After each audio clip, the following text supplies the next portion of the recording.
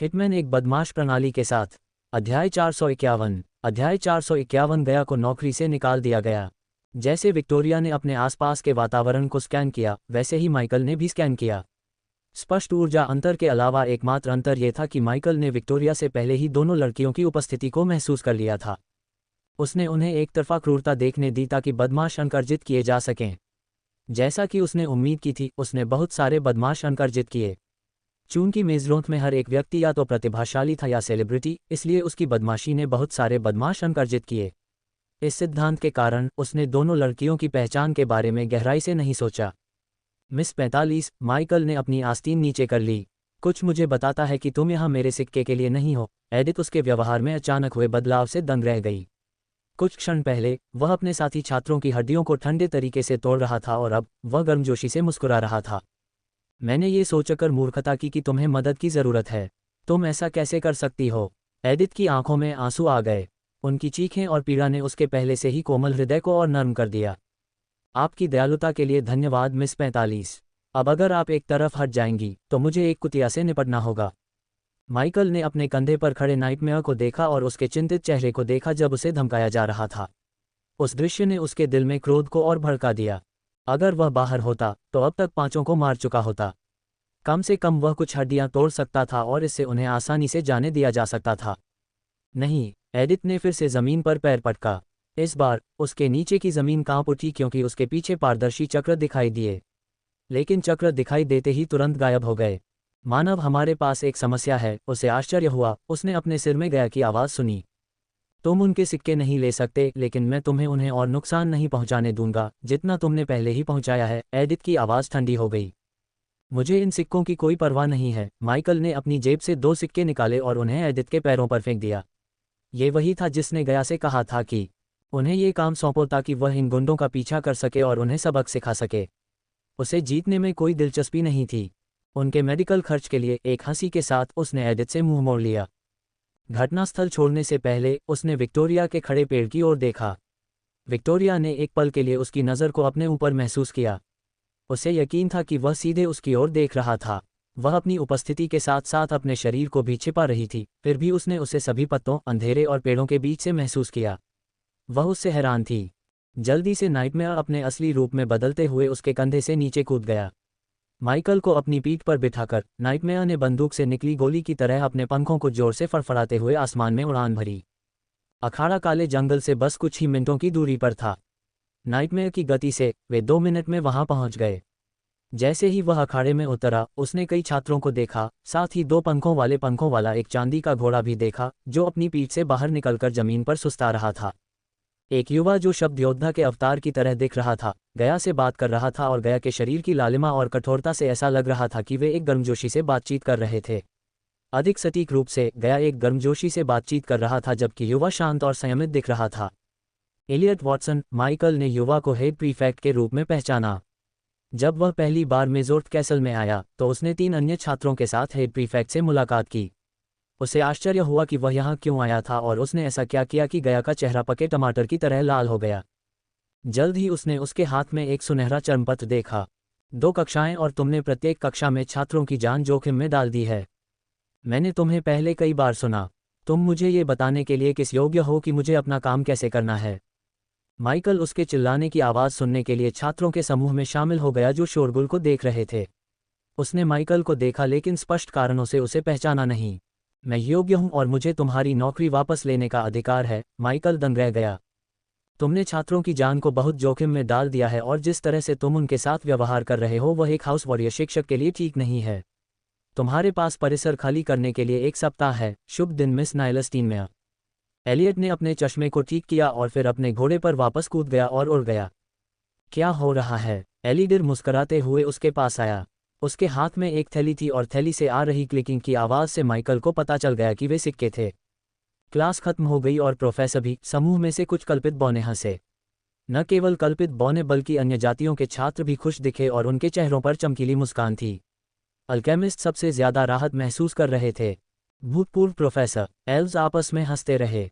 गया ने अपना धैर्य खोने से पहले ही अखाड़े को छोड़ दिया और हंसने वालों के चेहरे तोड़ दिए। माइकल के कमरे में वापस 7 फीट का एक दर्पण फट गया था। दर्पण के सामने एलिडर, माइकल और नाइटमेयर खड़े थे। तो ये स्पाइडर वास्तविक समय में फीड को कैप्चर करते हैं और इसे दर्पणों के माध्यम से प्रोजेक्ट करते हैं। एलिडर उत्सुकता से अपनी हथेली पर स्पाइडर को देख रहा था। मैं उनकी गति, स्थायित्व को बढ़ाकर उन्हें बढ़ा सकता हूं और उन्हें कुछ शक्तिशाली सरणियों द्वारा पता लगाए जाने से रोक सकता हूं। हालांकि वे कबाड़ धातु से बने थे, फिर भी कुछ सरणियां हैं जो अभी भी उनकी उपस्थिति का पता लगा सकती हैं। क्या ये चीज़ काम कर रही है? एलिडर जब स्पाइडर के साथ छेड़छाड़ कर रहा था तब गया आईने में दिखाई दिया। वह स्पाइडर को छू रही थी और उसका चेहरा करीब से देखकर माइकल के चेहरे पर मुस्कान आ गई। यह मज़ेदार था। वह वर्तमान में एक आरामदायक कमरे में खड़ी थी जिसमें एक चिमनी और आरामदायक सोफा था। उसके पीछे की दीवार पर मेजोर्थ के संस्थापकों के कई चित्र टंगे थे। हालांकि कमरा अस्त व्यस्त था और उसने देखा कि टूटी हुई मेज टुकड़ों में पड़ी हुई थी। हाँ, मैं तुम्हें देख सकता हूँ। अब अगर तुम पीछे हटोगे तो तुम हमें भी देख पाओगे। माइकल ने अपने सामने हवा में तैरते स्पाइडर से बात की। चूंकि गया से व्यक्तिगत रूप से मिलना अवांछित संदेह पैदा कर सकता था, इसलिए उसने स्पाइडर को वेब कैमरे के रूप में इस्तेमाल किया और अपने द्वारा बनाए गए उपकरणों का उपयोग करके एक वीडियो कॉल शुरू किया। बताओ, क्या हुआ? माइकल ने पूछा। क्या तुमने नहीं देखा? मुझे निकाल दिया गया। उस कमीने ने मुझे नौकरी से निकालने के लिए कुछ मूर्खतापूर्ण नियम लागू किया। हम अनुष्ठान शुरू करने से 16 साल से भी कम समय दूर हैं और मैं पहले ही अपनी नौकरी खो चुका हूं। हम इसके बारे में क्या करेंगे?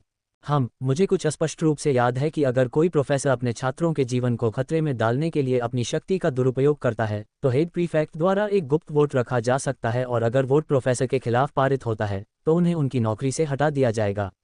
लेकिन नियम लागू करना, वोट लेना और 2 दिनों के भीतर आपको अपने पद से निकालना एक बड़ी उपलब्धि है, डार्क क्वीन। एलिडर को इलियट की प्रशंसा करते हुए देखकर गया ने अपनी आंखें घुमाईं। हम अपनी योजना के अनुसार आगे बढ़ेंगे। अब पीछे हटने के लिए बहुत देर हो चुकी है। जब हम मेरी आत्मा को फिर से ठीक कर देंगे तो शायद हमें यहाँ रहने की भी ज़रूरत न पड़े। एलिडर, क्या आप हमें यहाँ से टेलीपोर्ट करने के लिए टेलीपोर्टेशन स्क्रॉल को संशोधित कर सकते हैं? पहले ही इसे पूरा कर लिया है। बस एक शब्द बोलो और हम चारों यहाँ से चले जाएंगे, इससे पहले कि कोई चीज़ कहे। माइकल कहना चाहता था कि वह आश्चर्यचकित था, लेकिन उसे एक 6 सितारा रनमास्टर से यह उम्मीद थी जो कई हजार साल पुराना था। उसके पास पृथ्वी के द्वार खोलने का ज्ञान और कौशल था और उसके कैलिबर वाले रनमास्टर के लिए टेलीपोर्टेशन स्क्रॉल को संशोधित करना काफ़ी सरल होगा। लड़की, क्या वह वहाँ होगी? हमारी पूरी योजना इस बात पर निर्भर करती है कि वह अग्निदानव से लड़ने के लिए आए, गया ने पूछा। उसे प्रोफेसर होने की परवाह नहीं थी। उसे केवल उस अनुष्ठान की परवाह थी जो कल होने वाला था। चाहे कुछ भी हो, उन्हें अनुष्ठान पूरा करना ही होगा। जितनी जल्दी उसकी आत्मा पूरी हो जाए उतना ही अच्छा है, गया को ये पता था। अनुष्ठान बेहद महत्वपूर्ण था और यही कारण था कि वह इलियट से बहुत नाराज थी क्योंकि उसने खुद को नौकरी से निकाल दिया था। चिंता मत करो, वह आएगी। कुछ और मिनटों तक अपनी योजना पर चर्चा करने के बाद माइकल ने कॉल काट दिया। फिर उसने सिस्टम स्टोरेज से एक मैला भूरा पोषण निकाला। दुष्स्वप्न, उसने दुष्स्वप्न को पुकारा क्योंकि छोटा ड्रैगन उसके पास उड़कर आया। ये लो, उसने पोषण दुष्स्वप्न को सौंप दिया। ये तुम्हारा काम है कि इस पोषण को हवा में स्प्रे करो और अग्नि दानव को अनुष्ठान स्थल पर आकर्षित करो। उन्होंने अपने अनुष्ठान स्थल के रूप में काले जंगल के बीच में एक सुनसान जगह चुनी। यह मेजरोंथ महल से दूर था, फिर भी अग्नि दानव के अपेक्षाकृत करीब था। एलिडर के अनुसार अनुष्ठान 1 घंटे से 3 घंटे तक चल सकता है। अनुष्ठान का पहला चरण आत्मा के टुकड़े को निकालना था जिसे माइकल ने तीसरे व्यक्तित्व के रूप में नामित किया था। दूसरा चरण आत्मा को अग्निदानव के शरीर में पिंजरे में बंद करना था जिससे आत्मा के टुकड़े को एक भौतिक अभिव्यक्ति मिल सके। फिर अनुष्ठान का तीसरा और सबसे कठिन चरण रोवेना को अग्निदानव को हराने देना था, लेकिन उसे मारना नहीं था। उसे दानव को कमजोर करना था ताकि माइकल आत्मा को वापस अवशोषित कर सके अपनी सबसे कमजोर अवस्था में।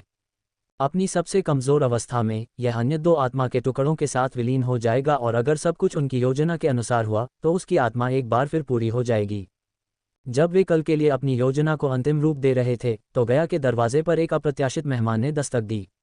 गया इस बात से चिढ़ गया कि उसे नौकरी से निकाल दिया गया और इसके अलावा जो आदमी इसके लिए जिम्मेदार था वह उससे ज्यादा ताकतवर था। यह उसके लिए शर्मनाक था। मेहनती साधना के बाद वह कोर स्ट्रेंथनिंग स्टेज लेवल 4 पर पहुंच गई। हालांकि Elliott soul refining stage level 2 पर था। केवल अगर मैं अपने कायापलट से गुजरा। लानत है। दस्तक, दस्तक, दस्तक। उसकी सोच की ट्रेन उसके दरवाजे पर दस्तक से बाधित हुई। उसने अपनी इंद्रियों को फैलाने के लिए एक त्वरित मंत्र का जाप किया। जब उसने महसूस किया कि कोई उसके दरवाजे पर दस्तक दे रहा है तो वह हैरान रह गई। यह एक अत्यंत शक्तिशाली उपस्थिति थी, एक फ्यूजन स्टेज साधक की उपस्थिति। वह परेशान होने से ज्यादा हैरान और चौंक गई। पूरी सावधानी के साथ वह धीरे धीरे दरवाजे के पास पहुंची। जब उसने दरवाजा खोला तो एक आदमी काले कपड़े पहने हुए था जो एक बड़े चमगादड़ जैसा दिख रहा था। प्रोफेसर लेन, अध्याय 452 अनुष्ठान शुरू हो गया है। प्रोफेसर लेन ने गया की अनुमति लिए बिना उसके कमरे में प्रवेश किया। वह कमरे में गंदगी को देखकर हैरान रह गया, लेकिन ऐसा नहीं लगा कि उसे इसकी परवाह है। हाँ, अंदर आओ, गया ने अपनी आंखें घुमाई। मिस स्टीनमेयर, तुम्हें अपनी नौकरी कैसी लग रही है? प्रोफेसर लेन ने अपनी तीखी आवाज़ में पूछा। गया उलझन में था। मिस स्टीनमेयर, मेरे पास तुम्हारी क्षमता वाले किसी व्यक्ति के लिए एक काम है। इसे पूरा करो और तुम प्रोफेसर स्टीनमेयर बन जाओगी। इससे पहले कि गया कुछ कह पाता, उसे लगा कि उसे और सुनना चाहिए। आखिरकार उसे ये दिखावा करने की ज़रूरत थी कि उसे इस काम की परवाह है, ताकि संदेह पैदा न हो। वह वास्तव में भाग्यशाली थी कि जब उसने प्रोफेसर स्टीनमेयर के असली धोखेबाज का पहचान पत्र लिया तो उस पर जो भी जादू डाला गया वह इतना शक्तिशाली था कि लेन जैसे फ्यूजन स्टेज साधक को भी मूर्ख बना सकता था। अन्यथा वह शायद मेजरोथ के सबसे गहरे कालकोठरी में पहुंच जाती। प्रोफेसर लेन, मेरे पास यहाँ से निकलने के लिए 1 सप्ताह है, इसलिए जो भी आपके मन में है, यदि आप अभी चले जाते हैं तो आप इसे कल रात से पहले पूरा कर सकते हैं। उसने बिना कुछ कहे गया को घूरते हुए उसका उत्तर पूछा। क्या काम है? गया ने आह भरते हुए पूछा। एक छात्र को कालकोठरी के अंदर और बाहर ले जाना। एक कालकोठरी? गया की जिज्ञासा थोड़ी बढ़ गई क्योंकि कालकोठरी दुर्लभ है, लेकिन हर कालकोठरी में एक अमूल्य कलाकृति या जान जोखिम में डालने लायक अवशेष होता है। यदि कोई कालकोठरी मिल जाती तो ये साधकों के बीच हंगामा मचा देती। जल्द ही कालकोठरी रोमांच, दुष्ट साधकों, अंदर की हर चीज को लूटने वाले संप्रदायों से भर जाती। कालकोठरी में जो कुछ भी मिल सकता था वह बेहद कीमती होता। हालांकि कालकोठरी में जितना कीमती सामान होता उतना ही हर कोने में खतरा भी होता। अगर 100 लोग कालकोठरी में घुसते हैं तो उनमें से कुछ ही पूरी तरह सुरक्षित बाहर निकलेंगे। ये काम बेहद खतरनाक लगता है प्रोफेसर लेन, खास तौर पर छात्रों के लिए। अगर आप मुझे कालकोठरी के बारे में और बताएं और उसमें क्या है तो मैं ये काम कर सकता हूँ। आखिरकार मुझे अपनी जान जोखिम में डालने से पहले सारी जानकारी चाहिए। जिंदा रहना प्रोफेसर होने से ज़्यादा महत्वपूर्ण है। ठीक है, प्रोफेसर लेन ने सिर हिलाया। ऐसा लग रहा था कि वह गया द्वारा कही गई हर बात की उम्मीद कर रहा था। आदिम आग। लेन के मुंह से निकला एक शब्द ही उसे सिहरन पैदा करने के लिए काफ़ी था। आखिरी बार उसने आदिम शक्ति को तब देखा था जब वह अग्नि क्षेत्र में थी। नूह ने हाउस फिशर से बूढ़े आदमी को बचाने के लिए स्वर्ग की लॉ का इस्तेमाल किया। ये लॉ इतनी शक्तिशाली थी कि अग्नि क्षेत्र में मौजूद अत्यंत शक्तिशाली जहरीली धुंध को भी नष्ट कर सकती थी। नागालैंड लाइब्रेरी में उसने जो ग्रंथ पढ़े थे उनके अनुसार आदिम लपटें समय के साथ और मजबूत होती जाएंगी और व्यक्ति के पास मौजूद मंत्र और कौशल को बढ़ाती जाएंगी। उसने माइकल से यह भी सुना कि उसे 6 सितारा अल्केमिस्ट तक पहुंचने के लिए आदिम लॉ की जरूरत है। यही वह है जो कालकोठरी के अंदर कंकाल सैनिकों के साथ है। 1 मिनट रुको, अगर कालकोठरी में यही सब है तो किसी को ये क्यों नहीं मिला? तो क्या बात है? गया इतना मूर्ख नहीं था कि वह यह मान ले कि कालकोठरी में आदिम अग्नि बैठी हुई है, लेकिन अकिलिन क्षेत्र में किसी ने भी अपने लिए अग्नि प्राप्त करने के लिए कदम नहीं उठाए थे। कालकोठरी एक शून्य सरणी द्वारा संरक्षित है, यहाँ तक कि एक आधा अमर भी कालकोठरी में कदम रखते ही शक्तिहीन हो जाएगा। इसका मतलब है केवल एक युद्ध कौशल वाला योद्धा ही जीवित अंदर और बाहर आ सकता है। कुछ मुझे बताता है कि अनगिनत युद्ध कौशल वाले योद्धा पहले ही ऐसा करने की कोशिश कर चुके हैं और कहानी सुनाने के लिए जीवित नहीं बचे। गया ने अपनी बाहों को पार करते हुए युद्ध कौशल शब्द पर जोर दिया। लेन सभी सवालों से परेशान था, लेकिन उसने अपने चेहरे पर कभी अपनी भावनाएं नहीं दिखाईं। आखिरकार उसे अपनी आज्ञा का पालन करने के लिए उसकी जरूरत थी। अपनी कलाई के एक झटके से लेन ने अपनी हथेली के ऊपर एक बैंगनी लौ को जगाया। सामान्य लपटों के विपरीत आदिकालीन लपटों का अपना मन होता है। यदि आदिकालीन लपटें आपको अयोग्य समझती हैं, जब आप उन्हें अवशोषित करने का प्रयास करते हैं तो आप राख के अलावा कुछ नहीं रह जाएंगे। उसने बैंगनी आग को अपने पीछे टूटी हुई मेज पर फेंक दिया। कुछ ही क्षणों में ओक की मेज राख में बदल गई, जैसा कि उसने कहा। गया उसकी नाटकीयता से आश्चर्यचकित था क्योंकि उसे मेज को राख में बदलने की कोई आवश्यकता नहीं थी। मुझे लगता है कि आप जानना चाहते हैं कि आपको किस छात्र के साथ जाना है। गया ने जिज्ञासा में सिर हिलाया। उसने छात्र से छुटकारा पाने और माइकल को कालकोठरी में घुसाने के लिए कई योजनाएं बनाईं। छात्र के पास ID 66 है। अजीब बात यह है कि उसने जहां से आया था वहां घोस्ट नाम से जाना चुना। गया को प्रोफेसर लेन से एक और झटका लगा। वह कीमिया का छात्र है, शायद कोई विलक्षण प्रतिभा वाला। उसे आदिकालीन ज्वाला को बिना नष्ट हुए अवशोषित करने का मौका मिल सकता है। उसने उसकी आवाज़ में कोई पश्चाताप या कुछ भी महसूस नहीं किया। क्या होगा अगर उसे ज्वाला द्वारा अयोग्य नहीं माना जाता, जो कि उसे विश्वास नहीं था कि ऐसा होगा। अगर कोई आदिकालीन ज्वाला के योग्य था तो वह था। मैं उसे अंदर ला सकता हूं और अगर वह ज्वाला से बच गया तो मैं उसे बाहर ला सकता हूं। बहुत बढ़िया। जब आप उसके 3 फीट के भीतर हों तो इसका उपयोग करें। आपको सीधे कालकोठरी के प्रवेश द्वार में टेलीपोर्ट किया जाएगा। उसके पास इसे अंत तक देखने के अलावा कोई विकल्प नहीं होगा। उसने कमरे से बाहर निकलने के लिए दरवाजे की ओर चलते हुए कहा। कमरे से बाहर निकलने से ठीक पहले उसने गया को एक सुनहरा टेलीपोर्टेशन स्क्रॉल दिया। उसने ये पूछने की भी जहमत नहीं उठाई कि वह सहमत होगी या नहीं, क्योंकि वह जानता था कि उसके पास कोई विकल्प नहीं है। क्या होगा अगर वह सिरफिरा कमीना मुझे फिर से नौकरी से निकालने की कोशिश करे? अगली बार हर प्रोफेसर याचिका पर हस्ताक्षर नहीं करेगा। जब तक उसकी आवाज़ उसके कानों तक पहुंची, वह पहले ही हवा में गायब हो चुका था। तब उसे एहसास हुआ कि अगर उसने जो कहा वह सच था, तो उसके सहित सभी प्रोफेसरों ने याचिका पर हस्ताक्षर किए थे। इसका मतलब था कि उसने उसे कार्य के लिए सहमत करने के लिए पूरे परिदृश्य में हेरफेर किया। उसे ये भी संदेह था कि वह व्यक्ति हो सकता है जिसने उसे नौकरी से निकालने की योजना शुरू की थी। हालांकि अपने गुस्से को बाहर निकालने के लिए किसी चीज़ पर मुक्का मारने के बजाय वह जोर से हंस पड़ी।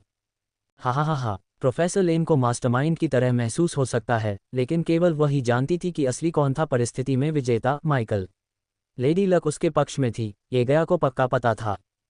केवल एक चीज़ जो उसे परेशान कर रही थी वह ये थी कि एक दिन से भी कम समय में उन्हें उसकी आत्मा को फिर से जोड़ने की रस्म करनी थी। हालांकि वे रस्म और इसे कैसे निभाना है इस बारे में बात कर रहे थे, लेकिन उन्हें नहीं पता था कि यह कैसे होने वाला है। सच कहूं तो वह बहुत चिंतित थी, लेकिन उसने माइकल को अपनी चिंता नहीं दिखाई। अंधेरे के सेरेनेड में सितारे एक गायक मंडली थे। वे रोशनी थे जो अनंत पैटर्न में गाते थे। कभी कभी आंखों को संगीत की ज़रूरत होती है, और रात जितनी अंधेरी होती है गीत उतना ही मधुर होता है। तारों की रोशनी के बीच चांद की हमेशा चमक थी, आकाश की वह माँ जो हर धड़कते दिल पर नजर रखती है, स्थिर और सच्ची। ग्रह को नीलम की रोशनी से नहलाने वाली उसकी दिव्य चांदनी के बावजूद काला जंगल अंधेरा ही रहा। हजारों साल पुराने पेड़ों ने अपनी लगातार फैलती छतरी से जमीन को छायांकित किया, जिससे कोई भी रोशनी उनके अंदर नहीं घुस पाए। दूर से खर्राटों की आवाज के अलावा कुछ भी सुनाई नहीं दे रहा था। एक बड़े चमकते चक्र के बीच में माइकल, गया और एलिडर खड़े थे।